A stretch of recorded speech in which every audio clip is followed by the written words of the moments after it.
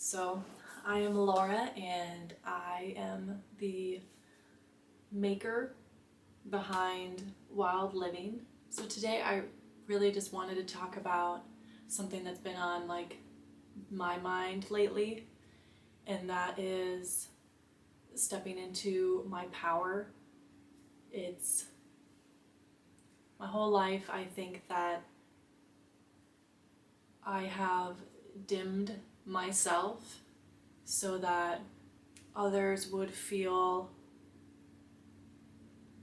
more at peace around me.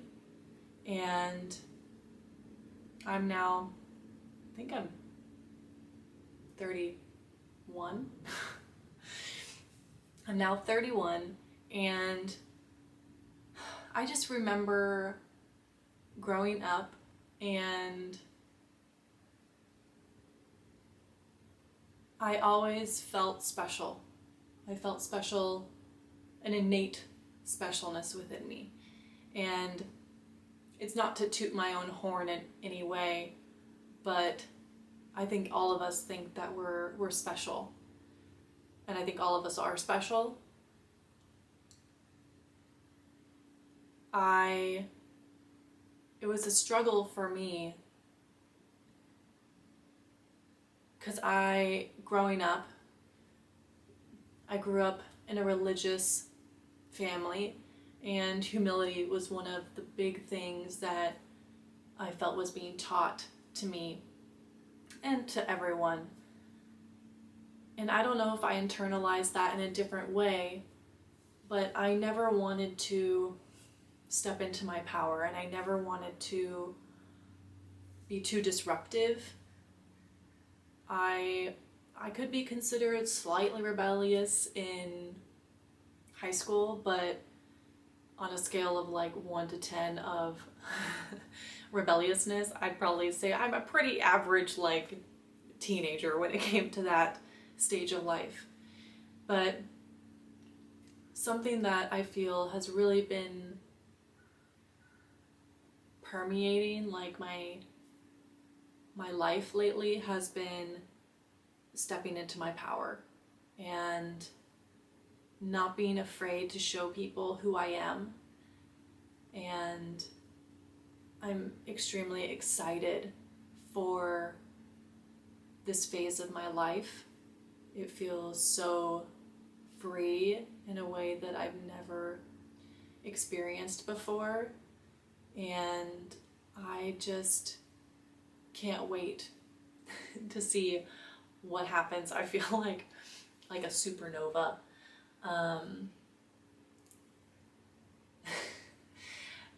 And so I just want to share with anyone watching this that you don't have to dim yourself down to make other people more comfortable. I know the importance of matching somebody's energy level and not wanting to be too exuberant and lively when you're around someone who's more suppressed and calm. But for me, I don't want to be this chameleon anymore. I have always adapted, and I've always just kind of fit in wherever I'm placed, which I think is a very important skill in life. But it was at the cost of myself, of being true to me. And there are so many ways that I've come about and I've expressed myself, but it's always been a tame version of that expression of myself. And what was hard is what I thought was tame, many people would think that it's a lot. I would get lots of praise, I would get lots of compliments on whether it be something external like beauty that's not within my control, or just, I went traveling for a period of time by myself, and people would just congratulate me on things that were innately me, but I still never felt I truly was stepping into the fullness of me. I felt like I was always a tamed down version of myself for others. And I don't want that for anybody. I hope that in discussing this, it opens up that dialogue within yourself to truly ask if you are being you, and you in your fullness, because that's a gift. I truly believe that we all have our gifts, and some may be a little bit louder than others, but living a life that isn't fully in alignment with you in your dreams and your goals and the things that you're passionate about is not a life that you can experience in its fullness. And I want to experience life in its fullness. I know that it can be tough and intimidating, and I think being at the age that I am now, it's a lot easier for me to allow myself to really be me, even if, someone else may disagree, or even now in my head, there's that conversation of people are going to think that you're fake. People are going to think that you're becoming somebody else or not being true to yourself. But in an actuality, I know that the path that I'm on is the truest and most aligned that I've ever been in my life. And just like when you're setting boundaries with people, it can make them uncomfortable. And as I grow, I know that the light within me and the light within you, it magnetizes. And people are drawn to you. And I want to use that ability to draw people in, to build people up. And I hope that my story and my life choices and my willingness to step into my personal power and to step into my truth will inspire you to also do the same. And I want to start this journey now, when I really feel like I'm at that infant stage of this journey and there's so much to learn and grow and achieve still. But I know what's coming, and I know that it's going to be freaking awesome. And I hope that by seeing this journey, seeing it from this moment in time where I'm just beginning those steps of stepping into my power, I'd probably say 6 months ago is when I really made a conscious choice to step into my power and to pursue 100% what I'm passionate about and what I want to do, in letting go of the expectations that others had for me and that I might have had for myself, and to check in with my values and my wants and my desires, and to make decisions daily that reflect those wants and desires. And one of the things people tell me about myself is I'm a doer. And there's lots of talkers, there's lots of dreamers, but really what sets aside or what makes you different is the actions that you take. Because it's very easy to talk about something, but you learn a lot about yourself when you start doing. And I think it's a beautiful process. You learn a lot about yourself in multiple ways. And I think one of the main ways is that you kind of go through a refining process. Sometimes you think that you want something, and as you begin that process, you realize it's truly not aligned for you. That's not really what you want. And there are so many people afraid of that, which is understandable, but I would much rather find that out now and to begin weeding out those things in my life that don't align with my true nature than be afraid of that process and not go through it. And having tough conversations with myself and, with my husband and friendships as well. But those refine you and those make you more aware, stronger, and it's vital for growth and development to become what you want to be. And I think maybe that isn't even the right statement, but to be what you want to be, because you are what you want to be. It's just whether or not you're willing to let that out of yourself.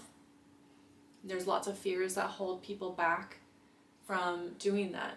Fear of what others are going to think of you tends to be, that biggest fear. What are they going to think? Are they going to think I'm egotistical? Are they going to think I'm consumed with money? Are they going to think I'm trying to be something I'm not? Those are all fears that I've had, and I will still probably continue to have, but I listen to those thoughts.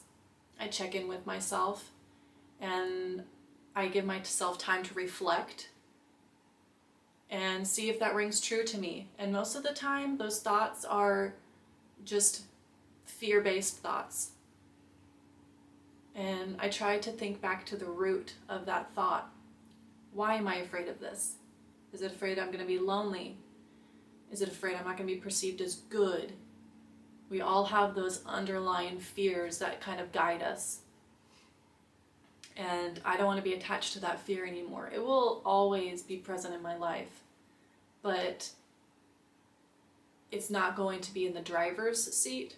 I want to be in the driver's seat, and it can kind of, pop up whenever it wants and give me a little insight into my subconscious. But I'm not going to let it take control of the wheel and direct my path. I'm going to be the one doing that.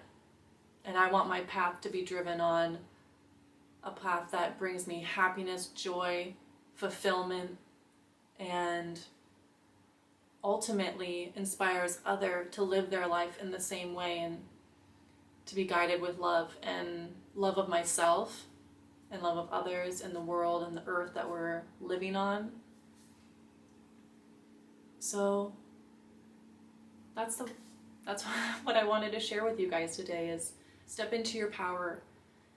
And if you truly feel within yourself that you are being 80% you, but that other 20% you're just kind of afraid to let shine, be 100% you.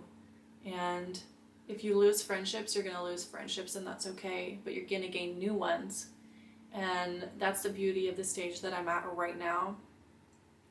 I am making friends with people that I at one time only imagined making friends with. And I'm so grateful for that. They're all at the same stage as me in so many areas. So just know that as old friendships fade off, and that's a part of life, it's okay. And to really be open and aware and conscious of your words and actions, because if you are taking steps in alignment with your true nature of what you really want, I think all of us have a small voice inside of our head that's asking us to do something, and some of us take action on that. And I hope that all of us take action on that, because it's there for a reason. And there's lots of lessons that are going to be learned. It's not to say that that path is going to be easy. Most likely won't be. But you will feel a life and a fire inside of you, and you will know that you are truly on the right path and making the right choices. So I hope that you are encouraged to step into your power and to make choices that you feel like are authentic to you, and to feel the freedom to make mistakes and to learn from them, and acknowledge that it doesn't always have to be perfect, and it won't be. But if you're living a life that you feel is truly in alignment with yourself, then it doesn't matter if there are bumps and challenges in the road, because you can come back to yourself and find that strength and the power. You have that why behind what you're doing, which motivates you and propels you forward. That's my spiel for today. But I'm going to bring on other people who inspire me, and I just want to dive into life together and talk about, maybe different struggles people have, different realizations people have. Also touch on actually creating and making things together, so having little workshops on here as well. And I hope you join me and enjoy this beautiful, wild life that we live in.